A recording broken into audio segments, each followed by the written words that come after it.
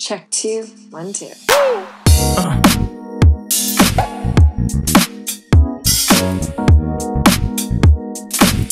Kill.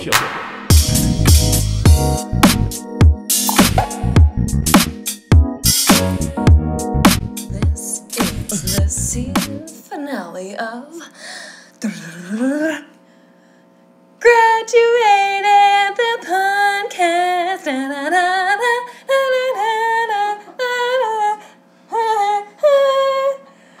With me.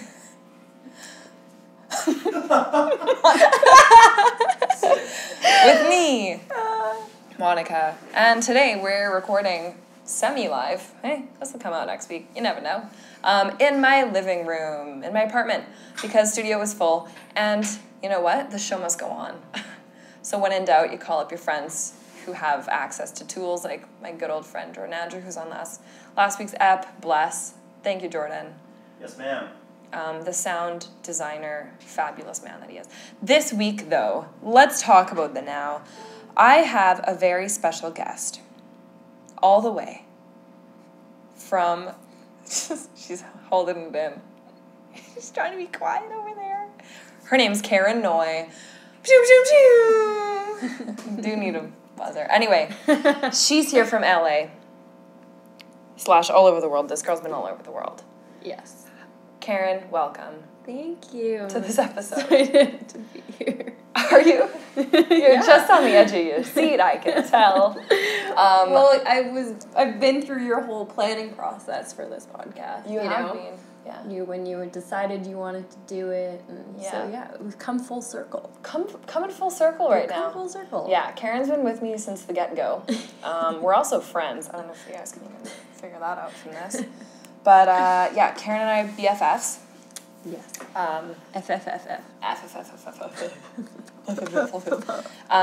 We met in high school. No, junior high, remember? Mm-hmm. At Alexis's house? Yes. We were putting the tape on our faces. Yeah. So stupid. They were taking pictures, and we put tape on our faces, we taped our noses to our foreheads, and looked like we got plastic surgery. Yeah, but really bad. Didn't, and made videos. When you had the webcams. Yes. Remember? We had huge monitors on our computers and webcams. So that's what we were doing. I still blame Alexis LaCour for losing those videos. 100% Alexis LaCour's fault. Yes. You can find her address is. Alexis's fault. So that's the first time we kind of met. But then we really became close because we started working together. Mm-hmm. So we started working together at Underground in Edmonton, Alberta, in the West Edmonton Mall. When was that? 2007? Jesus, girl. Was it? Yeah. Yeah. 07. Oh, God. We were youth. We were the youth of a couple of years ago. But yeah, we sold, True Religion, Ed Hardy, Christian Audige. Oh, God. Yeah, it was great. 7 Jeans. G-Star. G-Star Raw Baby. We sold it all. We were fashionistas back then. We were fashionistas. Keren is still the trendiest person on the planet. Hands down. Head to toe in Ed Hardy. Head to toe in Ed Hardy. No, you didn't wear Ed Hardy. Did you have an Ed Hardy hats. ball cap? Yes. The Ed Hardy trucker hat. That was peak high school. Oh, yeah. With Bedazzled. Bedazzled, yeah. And then your True Religions? Oh, I had a few of those, yeah. Mm-hmm. So Keren was all about the designer denim. And I also sold it like a champ. Yeah, you did. And you were quite the saleswoman. I was. Yeah, you were. So that's how we met. That's kind of the origin story. We worked together. And then we started working together at every job. We just never stopped working together at every other job after that. Where else did we work together? Michael Kors, I didn't really work with you at Michael Kors. We worked at both worked at Michael Kors, but different stores. Yes. But I think we worked at the same store for maybe 4 days. Yeah, something like that. Yeah. And then, so that was, we were 18. Yeah. Yeah, and then you decided to go to university and leave Edmonton and leave us losers in the dust. It's always the plan. Yeah, so can you tell me, since we talk about education here, sometimes, can you tell me, why did you decide to go to UBCO? Because I remember thinking that was kind of random. It honestly was random. So when I was applying to universities, I applied everywhere but in Edmonton. because I knew I was You're gonna get out. Yeah. Well, you can. There was no way I was going to stay and go to school in Edmonton. And if I didn't get into any of the universities, I wasn't going to go to university. My mom was a little like, about that, but I had already been, I took a year off after high school, traveled, so she kind of got the gist that it is what it is. Yeah. So I actually worked really hard in grade 12 because I really wanted to go to Western in Ontario. Yeah, I remember that. So I was always like a 70% average student, and I needed like minimum 80 average to get into Western. So I like worked my ass off in grade 12 and like studied so hard. Ended up graduating with like an 83 average.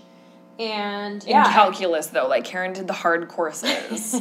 You did like the hard maths. Like I did math applied. Like I didn't even go near that shit. So yeah, that's hard work. But I also had tutors. Like I literally was like, she had a full staff working 24/7. I did not do that on my own. I finally got my average, so I actually applied to Ryerson, Western, and UBCO.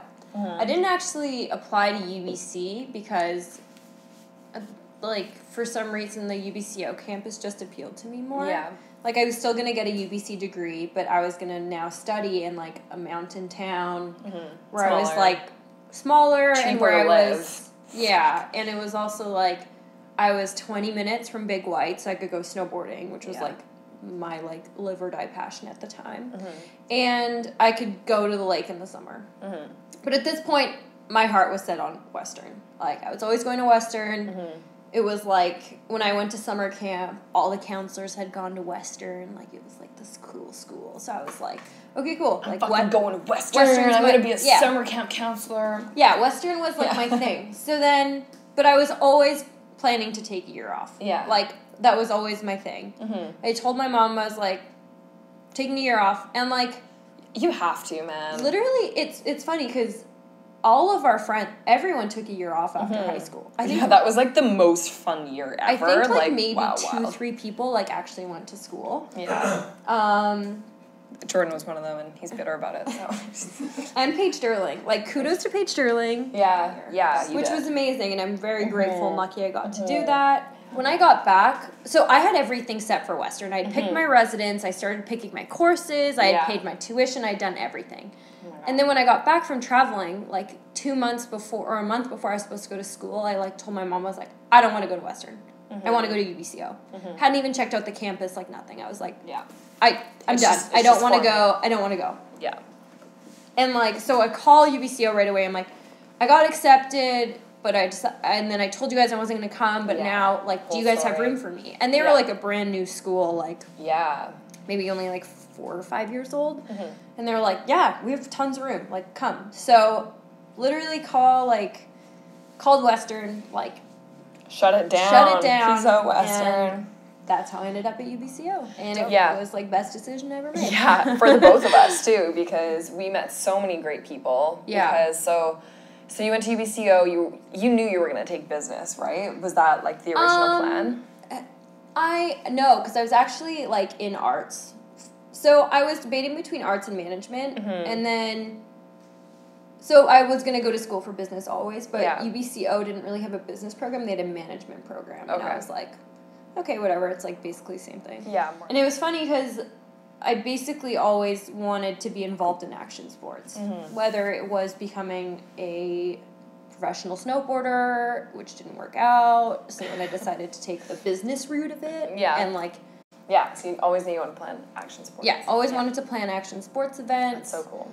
So it was funny actually, like my first day of my third year in management, I was like sitting in class and our teachers asking everyone what they want to do, and everyone's like, oh, I want to be an accountant, or I want to be an entrepreneur, or like I want to be in finance. And I was like, I want to plan action sports events. And everyone's like, What the fuck? Like, how are you even going to get in there, Keren? She's like... People are still like, how, Keren, how? She's like, that's interesting. And I'm like, no, like, can you explain? And I was like, yeah, like, I want to, like, manage and run, like, sporting events, but for action sports. So fucking cool. And they were like, and everyone's like, okay, like, whatever, like... like, weird. Like, yeah, right. Good luck side-eyeing me, and I'm Doubt like, it. and I was like, no, it's what I want to do. Yeah. And it's funny because I'm now doing it. Yeah, because that's what Keren does. When you set your mind to something, you get it done. Yes. Yeah. Which was so then you did your last year ride because you love to travel. You've been to how many continents? All of them, pretty much. And yeah, so you did your last year in Bristol. I did, in which was England. cool. Yeah. In England, they do 100% finals. I don't know if you all knew that, right? Yeah, or like 80, 90 to 100, 80, between 80 and 100% finals. Yeah, so which was great and sucked at the same time. Yeah, so like your entire mark is based off one exam. So just think about that. That's cool.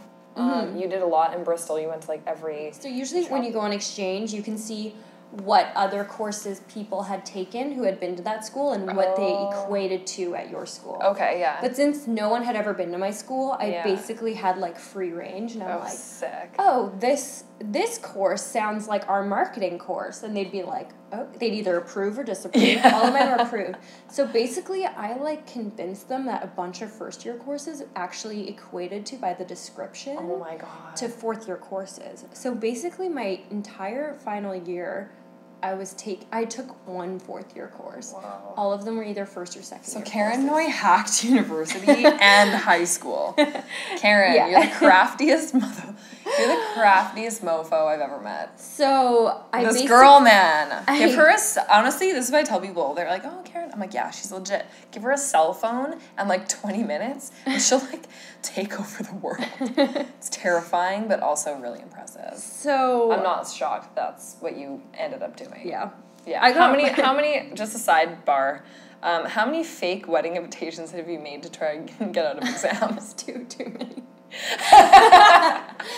I literally created to go to Coachella. I literally created in university 2 years in a row. Yeah. Fake wedding invitations so I could move my final exams, so I could write them, so I could go to Coachella.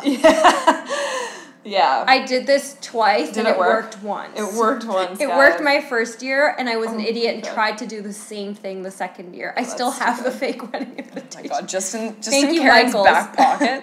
Just Karen's back pocket. She just got a wedding invite just in case she missed it out of any event. Just so I can go to Coachella. Just so you can go to Coachella. Your year abroad was traveling. My year abroad was a lot of traveling. Abroad. I think I hit over 40 cities. That's amazing. In like 9 months. That's a world record. So Keren likes to travel.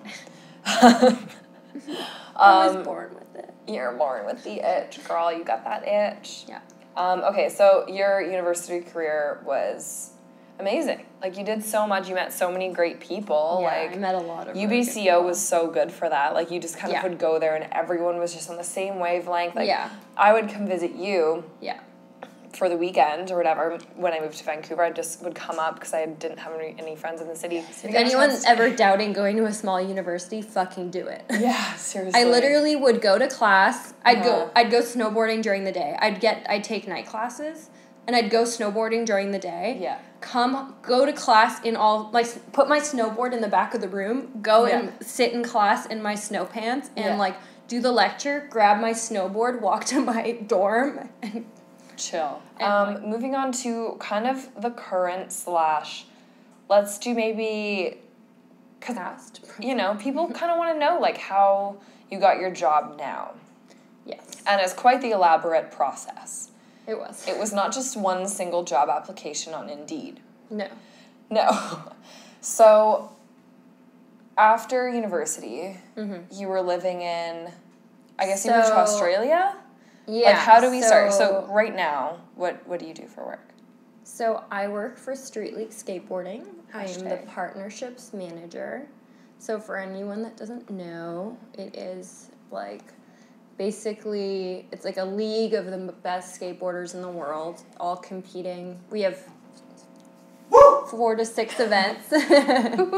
Jordan's Super Bowl. It's Jordan's Super Bowl. He loves it. He loves it. We'll tell that story later on. He'll chime in for that. So we do 4 events a year, and they're all around the world, and basically the best skateboarders compete against each other for prize money and points, and so throwing it back to you in third year university and that teacher asking you what you want to do, you can honestly say you're doing that. Totally. That's like... And I have been doing it for a bit now. For a few years now, yeah. And you're excelling at it. And it's so crazy because I feel like so many people search for that moment where they're like, I know I want to do this. Mm-hmm. So, like, how did you know you wanted to do this? As soon as I moved to Canada, I, like, literally started snowboarding and fell in love with it. Mm-hmm. And then, like, me and Adrielle in junior high would have our, like, passes to Snow Valley, and every day after school we would hit Snow Valley with Lindsay, and like literally we were just like snowboarding every day. Like snowboarding is life. Snowboarding, mac and cheese and grilled cheeses. Like literally that's all. Snowboarding and cheese is snowboarding and cheese is life. Yeah, still is. Yeah, and just like like every time there was a contest at Snow Valley, like I would be there. Like I just loved the vibe and the atmosphere. Like everyone's so stoked and.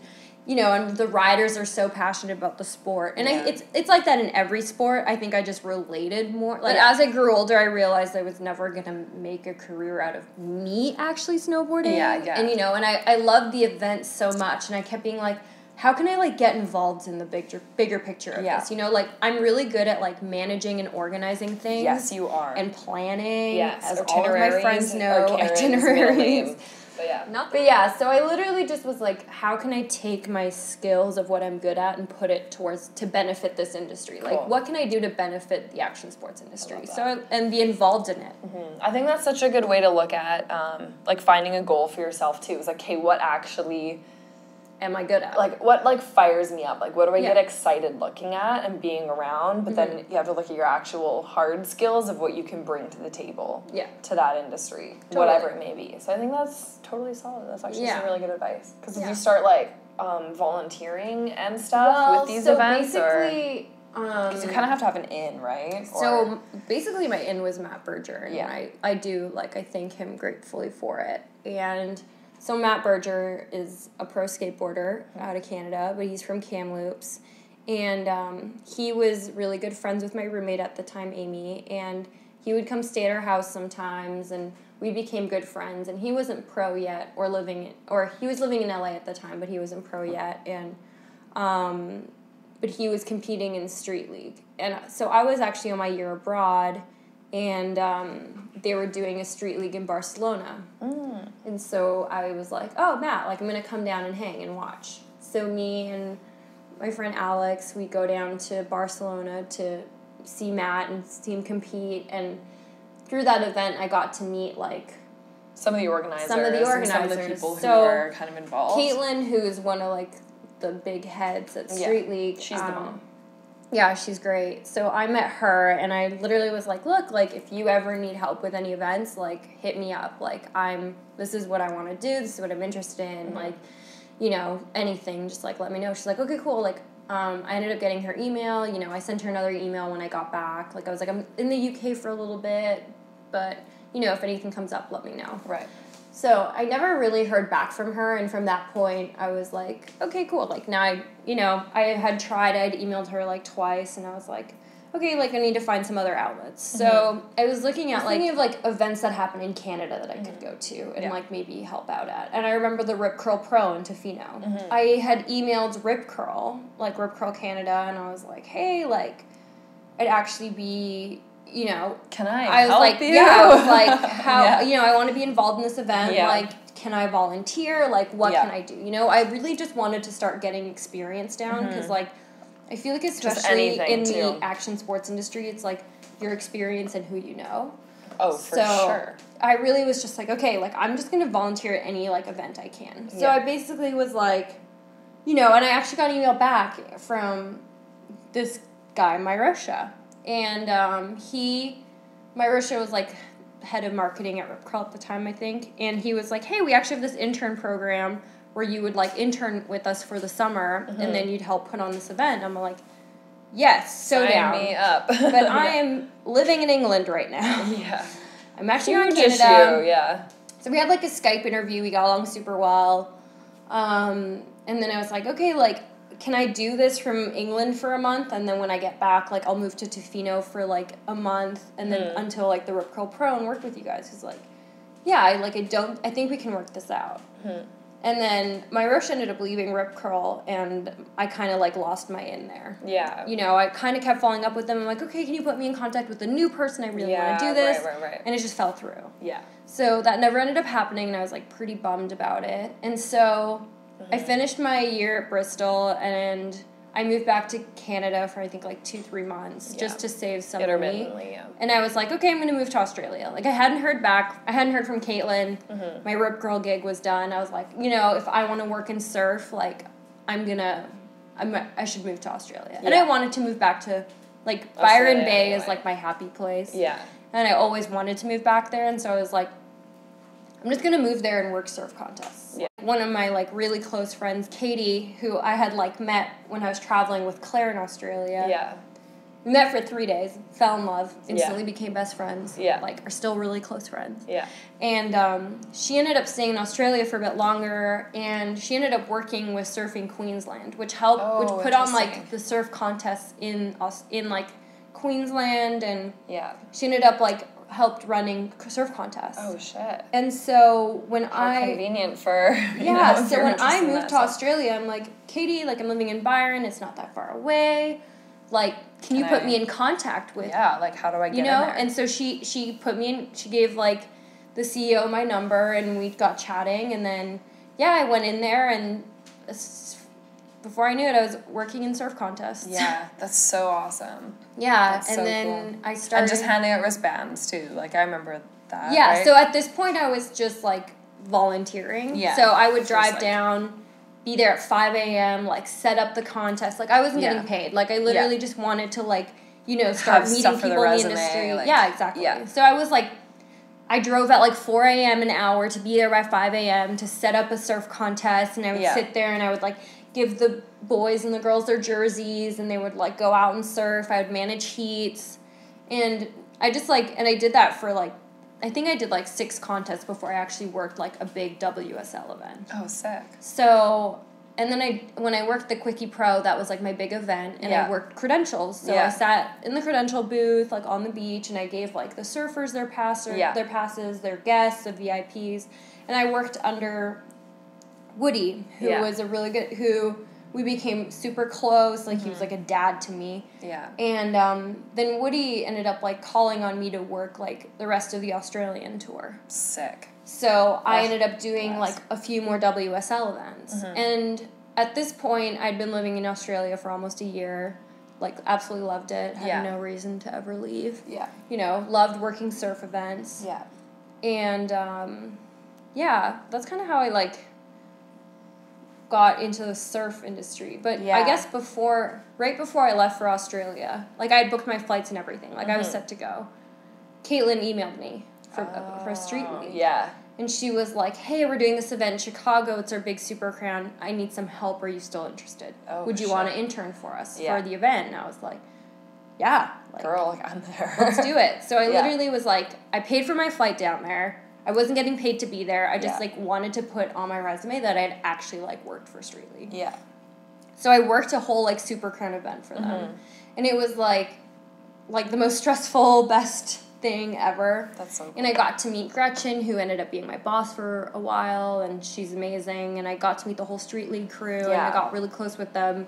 Yeah. And basically just, like, proved to Caitlin that, like, look, I can do this, and I want to do this. I can fit in, I can get stuff done. Yeah. Good under pressure. And they loved me. And so it worked out really well, and I was just like, hey, like, I'm moving to Australia, but if any positions open up, like, let me know. You know, like, now you guys know, like, how dedicated I am and, like, how much I want to work for you guys. Yeah. But I am moving to Australia, but, like, keep me in mind. Yeah. So they had sent me one email when I was in Australia previously, like, when I was in Australia. Yeah. And it was for a secretary position. I'm like, I don't want to do secretary. I want to work events. So I was like, thanks to you guys so much for the offer. Like, I'm more event-oriented. Yeah. So let me know if anything comes up in that the big juicy fire. So at this point, I was supposed to, like, move to Bali. Yeah, I remember that. So I had my flights booked, everything. And then I get an email from Gretchen. Yeah. And she said, hey, I need a coordinator. Yeah. Do you want to come on full-time with Street League? Job offer. In the email. Holy shit. And at this point, I'm like, oh my God. I'm living in Australia. I'm about to move to Bali. Yeah.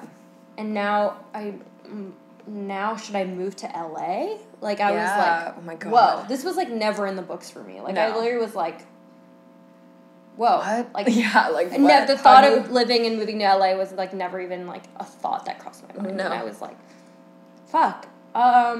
Dream job. But also, how the fuck am I gonna work in LA? I'm a Canadian.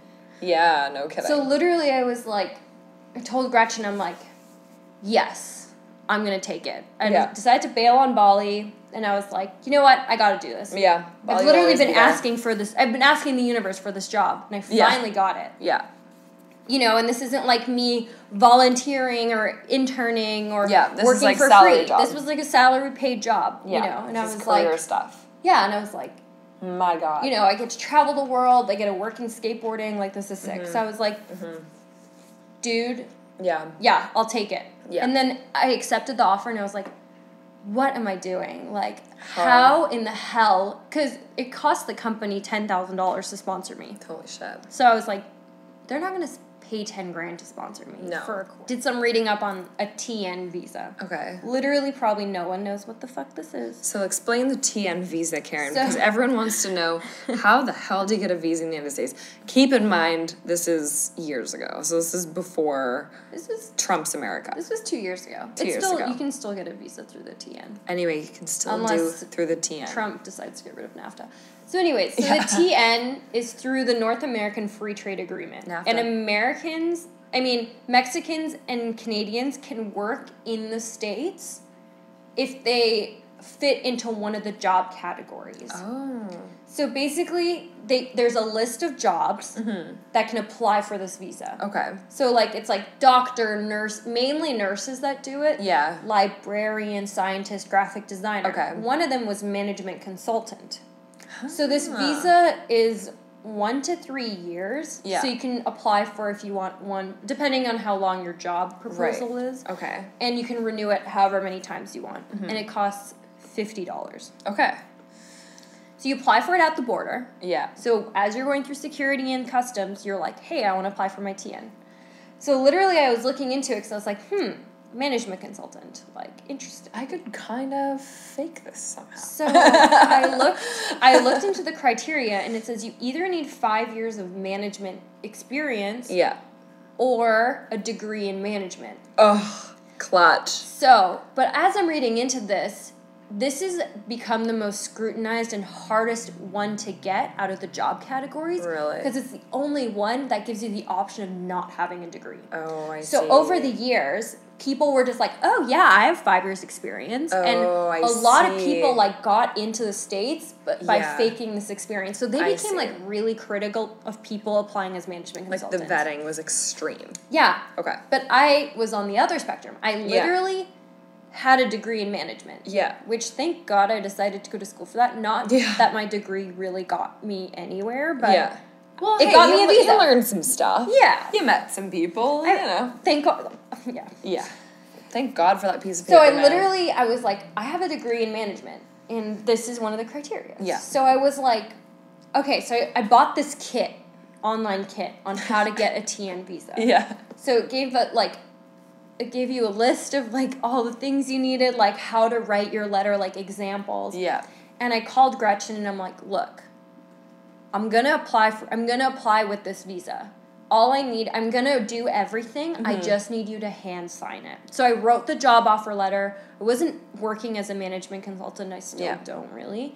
But we made it so that I was a management consultant for the partnerships department, which was her department. Right. So basically, I wrote I made this, like, whole package that I all typed out myself. I mailed it all to Gretchen. She signed all of it, mailed it back to me. And then I was like, you went to the border, you're like, so basically, I signed a lease in LA. I accepted a job offer, was moving to a city I had never even thought about living in. All without, like, literally signed a year lease. All without even knowing that I was going to get approved. Oh, my God. So I had packed my bags, literally go to the border. I'm like, I'm here to apply for a TN. He's like, okay, come with me. So I go into this back room, and it's like, there's like a holding cell. Oh, they've put me in that, not the holding cell, but I've been like fully like stripped down before. Yeah, it's scary.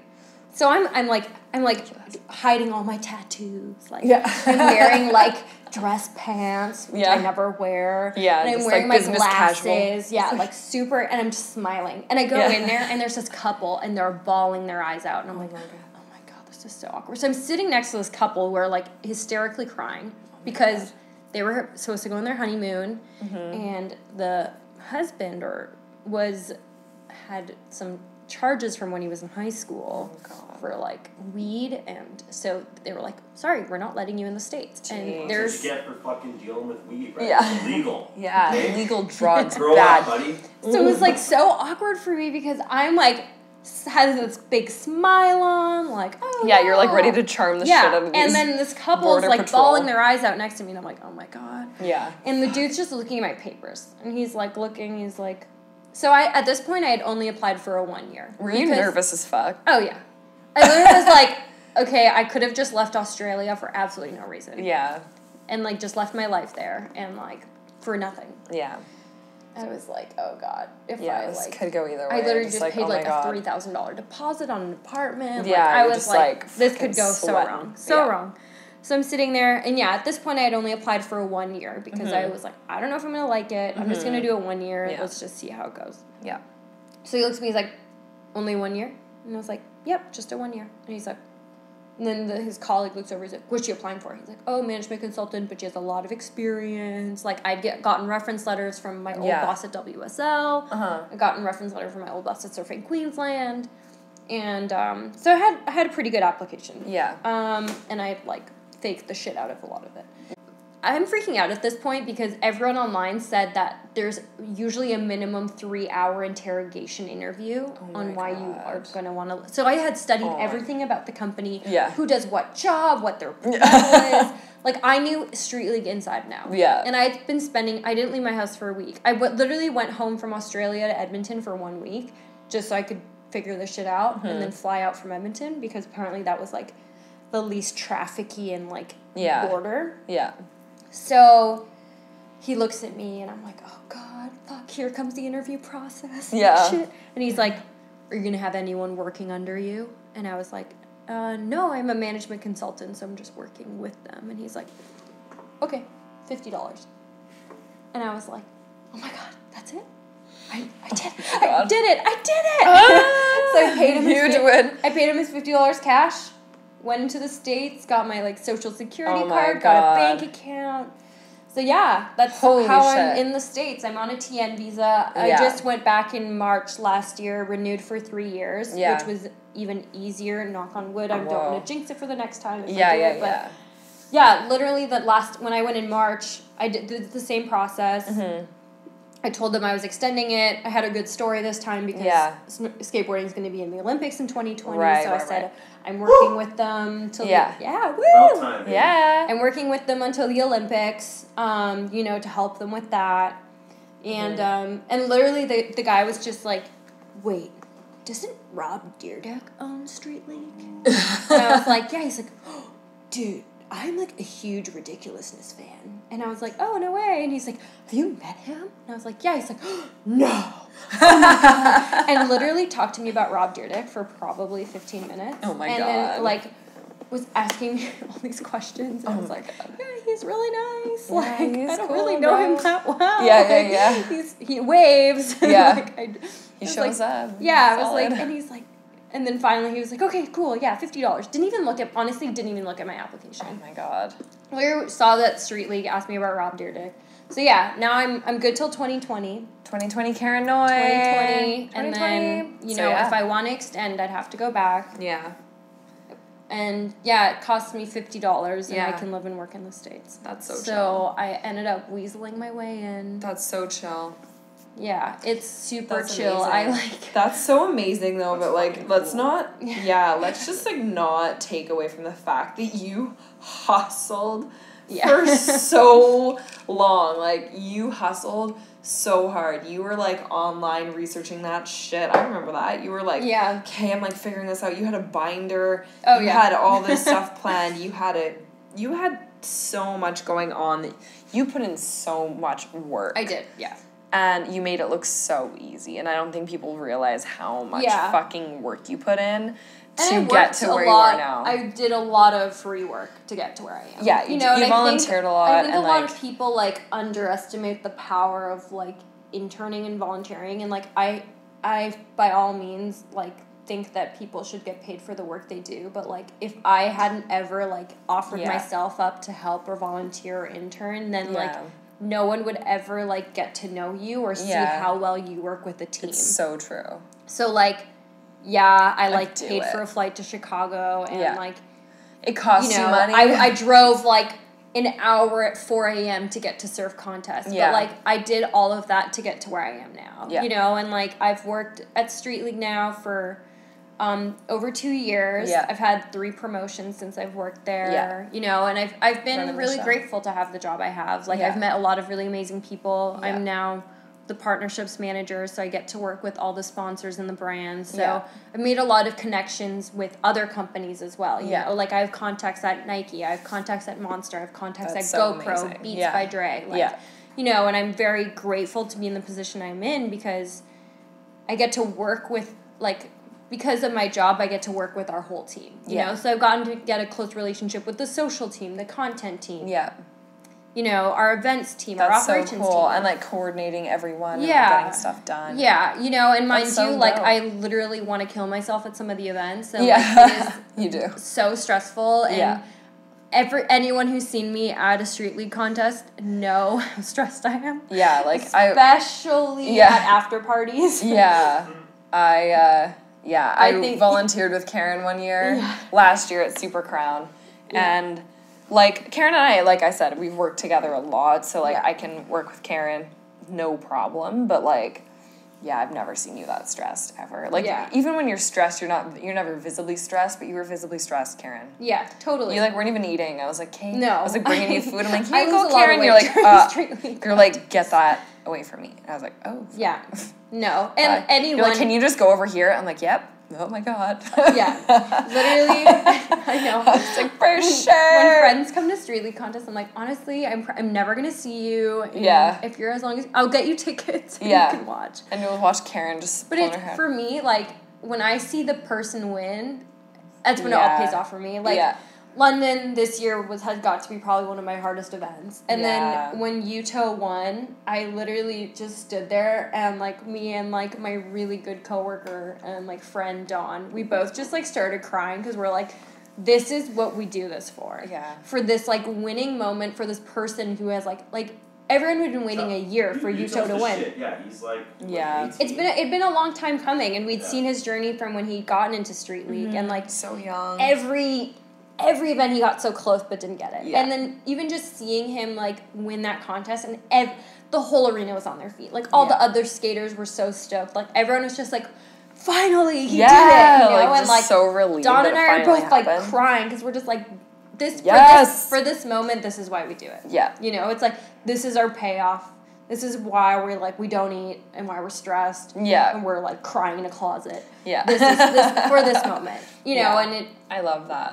It's like, a really hard... Close to your heart. Yeah, it is. You know, and I like, didn't really know much from the skateboard industry before I started working for it, because I, like, was more so involved in surf and, like, snow back in the day. So this was, like, really, like, a really exciting thing for me. And... Like, I've just become so close with the skate industry, and, you know, like, LA's been a hard place to adjust to and live in. I bet, though, because it's such a different pace compared to, like, Australia. Yeah. Or Edmonton or Kelowna, like, these other cities that you know, I moved to LA. Such a hard transition. It was a huge transition, and it still is for me. Like, you know, it's a really hard place to meet good people. Yeah. You know, and especially lately, I've been really lucky to meet really cool people, especially really cool girls. But LA's definitely, like, if you didn't grow up there and you just moved there, it's a hard place. Yeah. And, you know, everyone says it takes 2 years to love LA. Yeah. And I've probably wanted to leave for 2 years. Yeah. And, you know, I'm just... Do you think you're growing on loving it? Yeah, I definitely am. Like, I have, like, my go-to spots now. Yeah. When people talk about the More 405 familiar. and the 10, I understand what they're talking about. Yeah. See, I know those are highways, but, like, maybe people who... Yeah, they're like the major freeways in LA. And when I moved to LA, they're like, oh, like, do you take the 110 or the 101? Or do you go on the 405? And I'm just like... What? There's literally an Is this a math equation? Yeah, exactly. The Californians. The Californians, exactly. And I literally, like, I now understand what people are talking about. And I'm like, God. oh, I get it, you know? And traffic is something I will never get used to. And it is a fucking bitch. Yeah.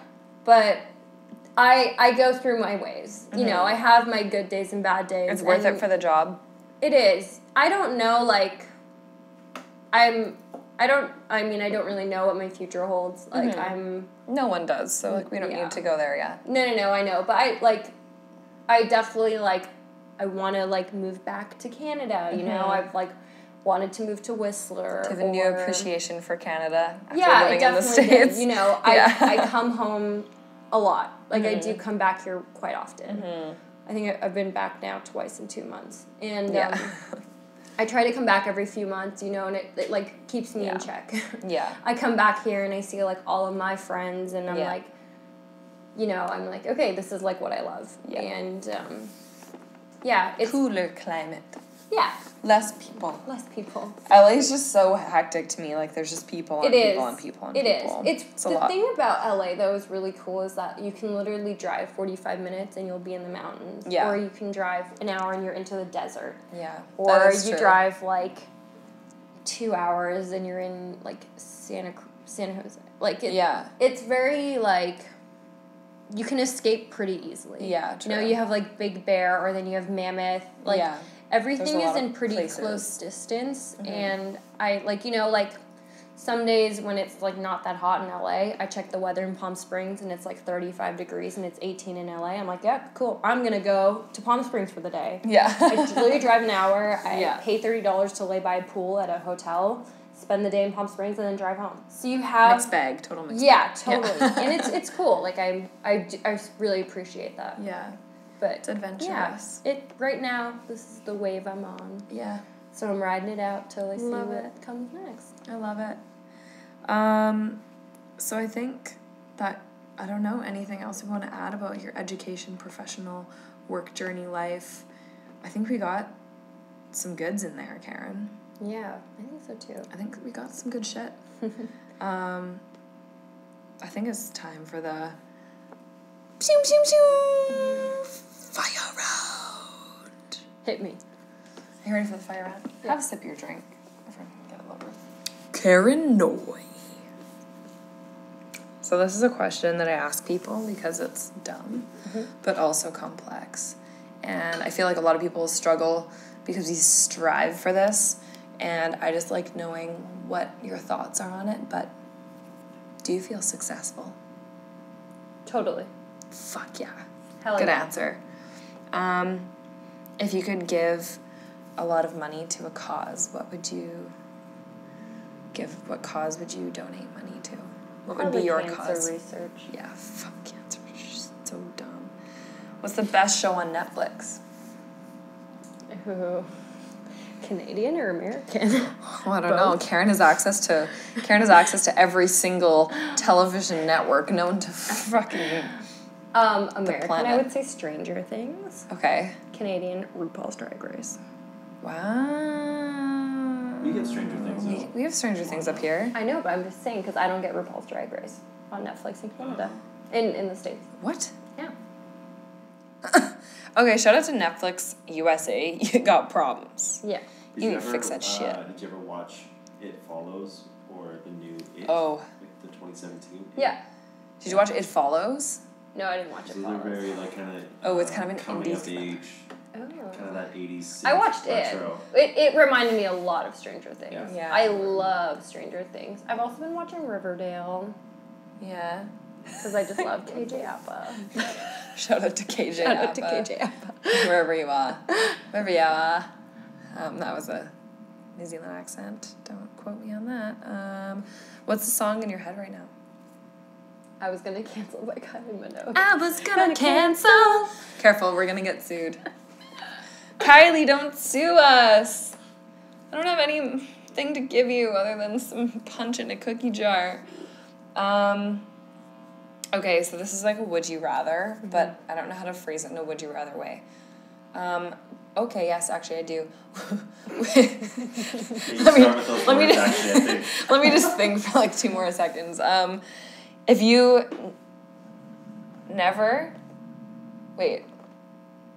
would you rather never do laundry again or never do dishes again? Never do dishes again. Really? After the years of struggles you've had doing laundry? I just started struggling doing laundry in LA because I don't have a fucking washer or dryer in my apartment. What about in Bristol? I had it in the apartment. Really? And even in Australia? I feel like you've had... I've always had... Oh, okay. It is a recent thing. God, I don't even know the people I'm Plus, friends with. for doing laundry, you literally just have to put it in a machine and put it in another machine. Washing dishes, it's like so much more labor. Scrubbing, scrubbing. Get your gross, soggy food on your hands. Yeah, and then get weird, like, fingers. And people's hair that fall in the sink. Okay, well, yeah. Don't get your hair in the sink. That's disgusting. It is. It's fucking gnarly. gross.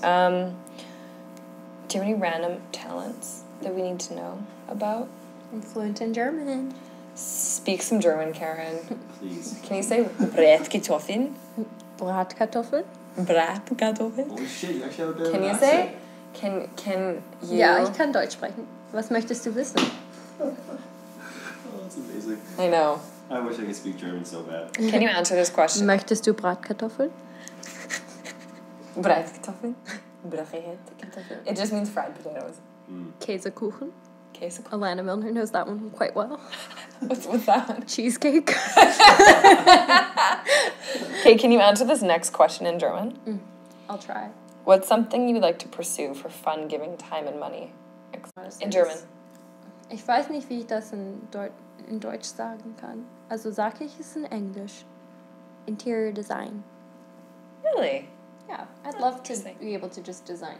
People give me money and I can design their homes Oh, that'd be cool. for money. That'd be sick. Or travel the world. People just pay me to travel the world. Shout out to anyone who's places I paid for me to haven't travel the been. world. There's still places I haven't been. What's an embarrassing moment? It hasn't happened to me yet, but this is a huge phobia of mine. Oh God. To get explosive diarrhea while giving a presentation. I am not kidding you. This is probably my biggest fear in life. And every time I had to do a presentation in university, for 10 minutes before I would have an anxiety attack because I was like, what if this is the moment that I get explosive diarrhea? And literally, if anyone has seen like Jackass or like where he's the old grandpa and literally like the fake shit flies against the wall, that's literally what I would have a fear of. But every time before I have to do a presentation, it's literally like my biggest fear is just getting explosive. But it still hasn't happened yet. It hasn't happened yet. Okay. But I also think it's embarrassing that that's a fear of mine. Like, literally, I don't have a phobia except for having explosive diarrhea when giving During a presentation. a presentation in university or just in general? Any presentation. School. No, it's just I always had to give presentations in school. But even if I have to give a work presentation, like I'm literally like if I have to stand up in front of people, I'm just like, what if today's the day? Oh my God. Like because you don't know when it's gonna happen. No, you don't know. It just hits you. Yeah. Like so what if ton I of had bricks. eaten something weird for breakfast that morning, and then literally I'm giving this presentation, all of a sudden I just can't control it. That is a horrible fear. How embarrassing would that be? Karen, I'm not gonna lie, that's the worst fear. I feel really bad for you. Like spiders are like laughable. Like I would laugh in a spider's face. Yeah.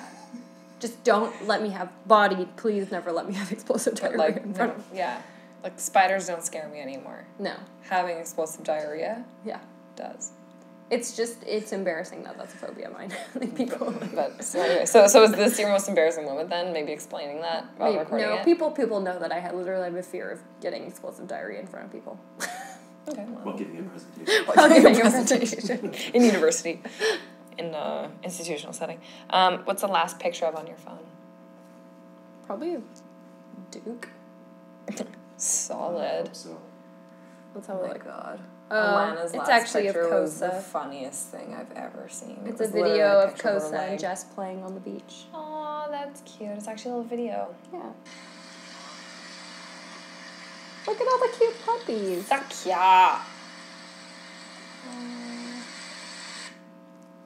That's really romantic. Yeah.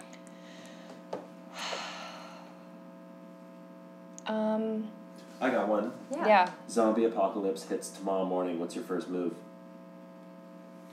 Go. Just go. Can I go on a plane? No. Can you fly? Airports are a shut plane? down. Have you seen The Walking Dead? You're in the pilot of Walking Dead. What do you do? Strategy.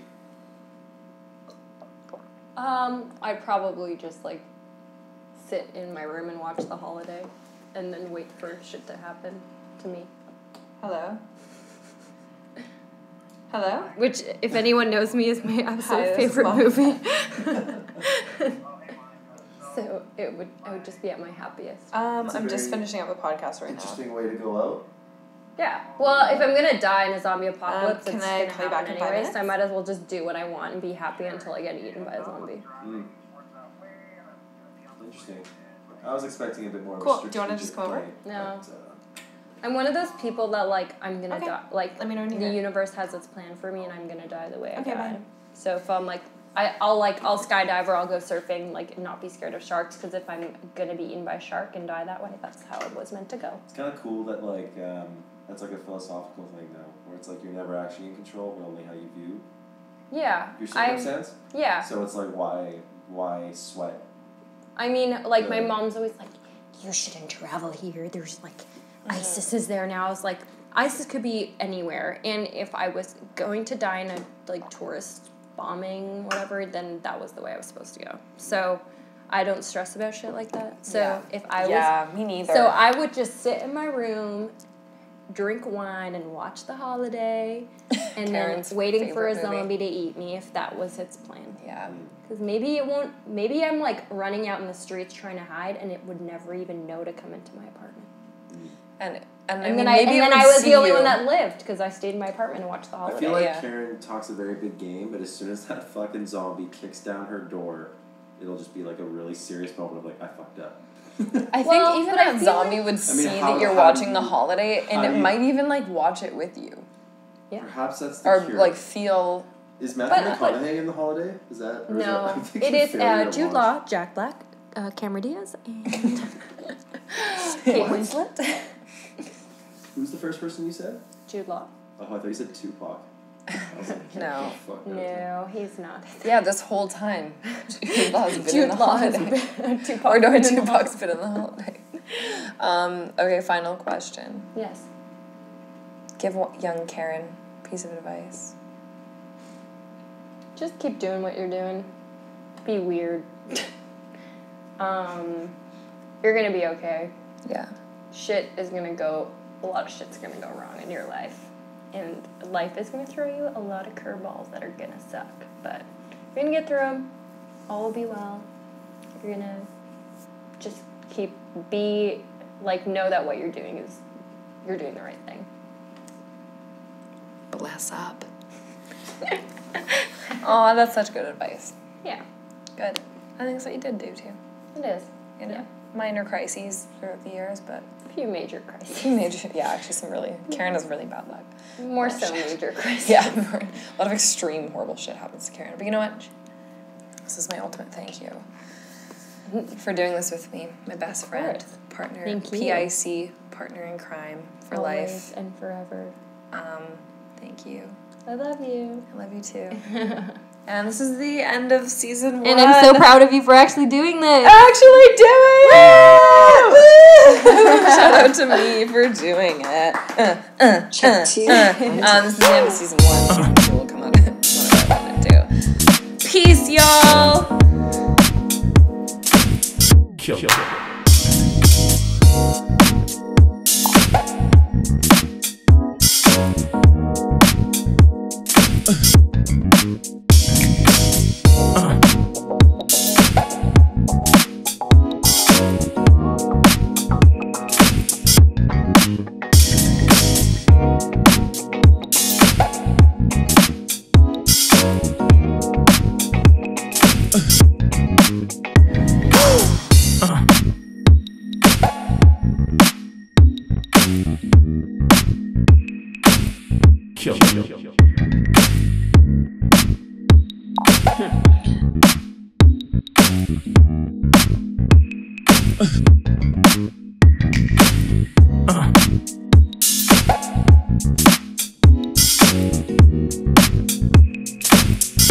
Kill.